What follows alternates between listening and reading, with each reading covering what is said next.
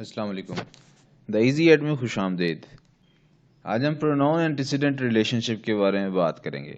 ये one of the most important topics हैं English में और इसको तकरीबन तमाम जॉब टेस्ट में ज़रूर टेस्ट किया जाता है। स्पेशली अगर आप बाहर के मुल्क जाने के लिए भी कोई टेस्ट दे रहे हैं तो उसमें भी इसको ज़रूर टेस्ट किया जाता है।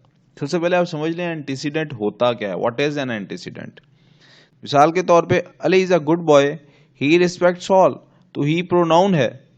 अब ये प्रोनाउन जिस नाउन की जगह इस्तेमाल हुआ होता है उस नाउन को कहते हैं कि वो एंटीसीडेंट है। दे लाइक अली अलॉट, उन्हें अली बहुत पसंद है। अब इसमें प्रोनाउन है दे। अब ये दे किसी के लिए ही इस्तेमाल हुआ है ना, शायद वो कोई क्लास है, शायद वो कोई ग्रुप है, तो वो जिसके लिए भी दे इस्तेमाल हुआ है वो एंटीसीडेंट है दे का। अब यहाँ पे इस सेंटेंस में गुज़िश्ता सेंटेंस के बरक्स एंटीसीडेंट हिडन है, हमें पता नहीं है कि किसके लिए ये दे इस्तेमाल हुआ है, लेकिन जिसके लिए भी हुआ है वो कहीं पिछले सेंटेंस में उसका जिक्र आया होगा, इस सेंटेंस में वो हिडन है लेकिन इसका एंटीसीडेंट है। इन अदर वर्ड्स एंटीसीडेंट उसको कहते हैं जिसके लिए प्रोनाउन इस्तेमाल हुआ हो। एक और एग्जांपल देख लेते हैं। This is the book that you wanted, ये वो किताब है जो आपको चाहिए थी।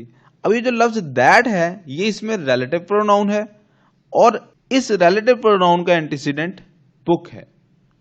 आज का फोकस रिलेटिव प्रोनाउंस की थोड़ी सी क्लैरिटी करना है। एक दफा रिकैप कर लेते हैं कि रिलेटिव प्रोनाउंस हैं कौन से।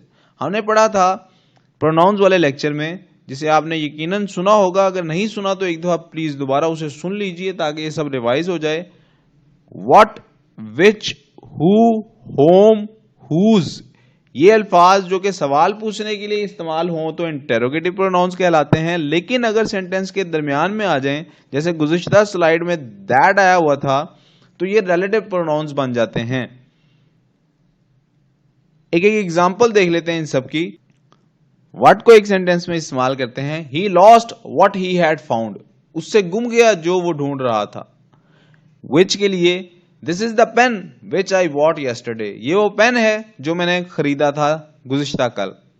आप देखिए विच प्रोनाउन है तो पेन उसका एंटीसीडेंट है।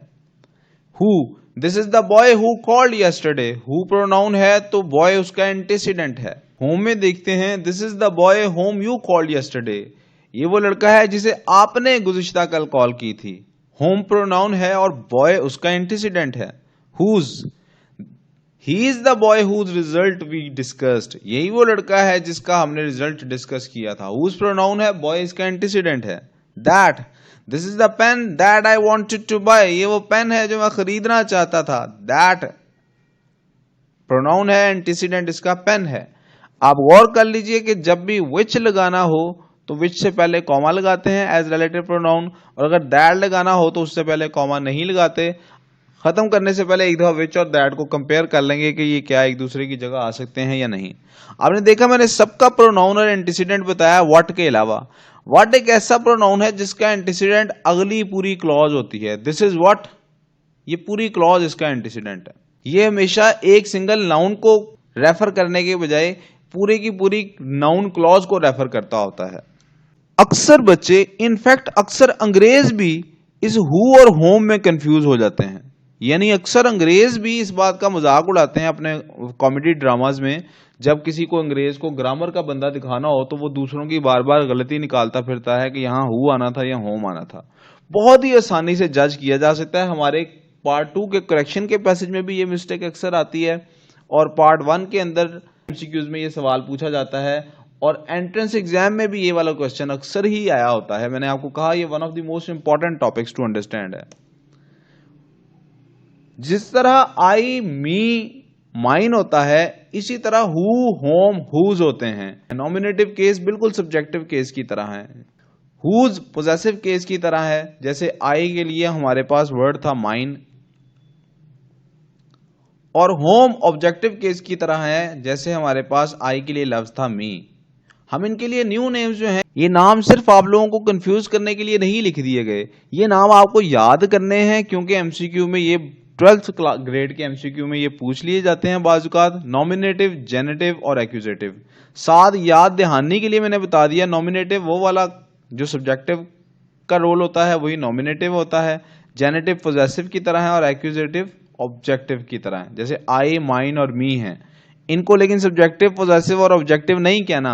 हु, हुज और होम के केस में, और विच के लिए भी, और व्हाट के लिए भी, और दैट के लिए भी, इनके जब ये सब्जेक्ट के तौर पे इस्तेमाल हो इन्हें नॉमिनेटिव कहना है, ऑब्जेक्ट के तौर पे यूज हो इन्हें एक्यूजेटिव कहना है, और जब पोजेशन के केस में यूज हो तो इन्हें जेनेटिव कहना है।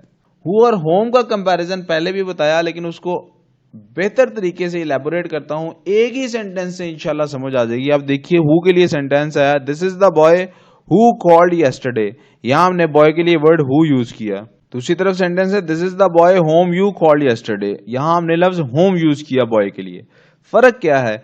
देखें, इस जुमले का मतलब है this is the boy who called yesterday, ये वो लड़का है जिसने कॉल की, यानी बॉय जिसकी तरफ के हु इशारा कर रहा है, यानी हु का जो एंटीसीडेंट है, ये एक्शन उसने परफॉर्म किया है, वो इसका सब्जेक्ट है।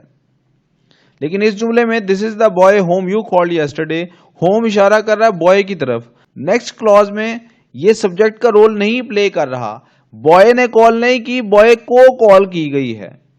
तो अगर एक्शन परफॉर्म करने वाला हो वो नाउन जिसकी तरफ ये प्रोनाउन इशारा कर रहा है, यानी अगर एंटीसीडेंट ने एक्शन परफॉर्म किया हो तो हम हु लगाते हैं, अगर एंटीसीडेंट ने एक्शन परफॉर्म ना किया हो तो हम होम लगाते हैं।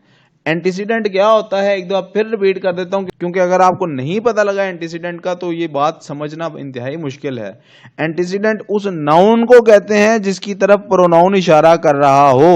जैसे हु इशारा कर रहा है बॉय की तरफ, होम इशारा कर रहा है बॉय की तरफ, तो हु के लिए एंटीसीडेंट बॉय है और होम के लिए एंटीसीडेंट बॉय है।